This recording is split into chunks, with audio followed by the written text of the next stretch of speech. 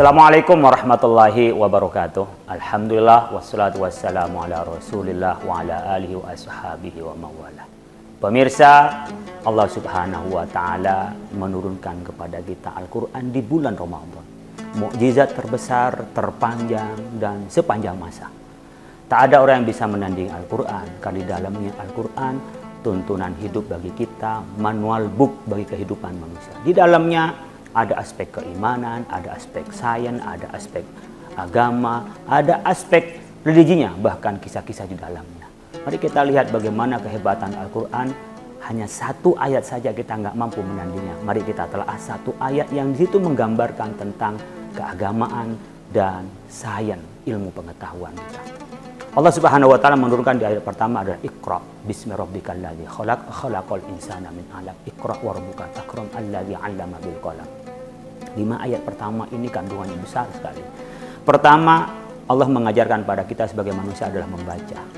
Karena bedanya kita dengan yang makhluk lain adalah ilmu.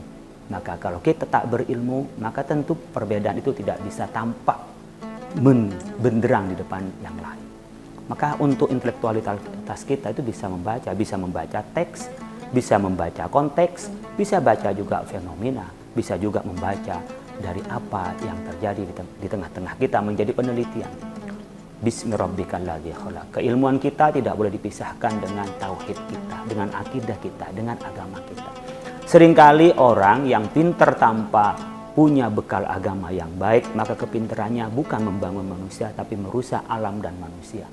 Begitu juga orang yang beragama, ketika hanya yakin semata tanpa ada ilmunya, mungkin cara beragamanya juga salah dan juga bisa menimbulkan dalam tindakan-tindakannya yang berlawanan dengan agama, menjadi ta'assub buta, menjadi fanatisme buta itu. Dan karena itu kedua-duanya itu seiring. Kita melihat para ulama terdahulu seperti Ibnu Sina, itu adalah orang yang ahli bedah di kedokteran bersama ada ahli agama. Ibnu Rushd atau Afiruz itu juga orang yang bisa mendalami ilmu fikih, punya kitab Bidayatul Mujtahid bersama di seorang filosofis.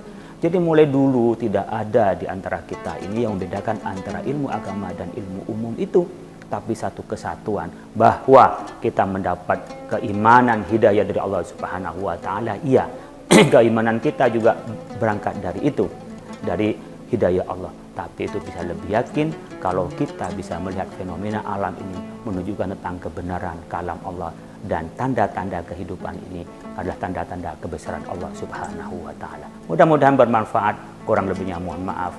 Wallahul muwaffiq ila aqwamit thoriq. Assalamualaikum warahmatullahi wabarakatuh.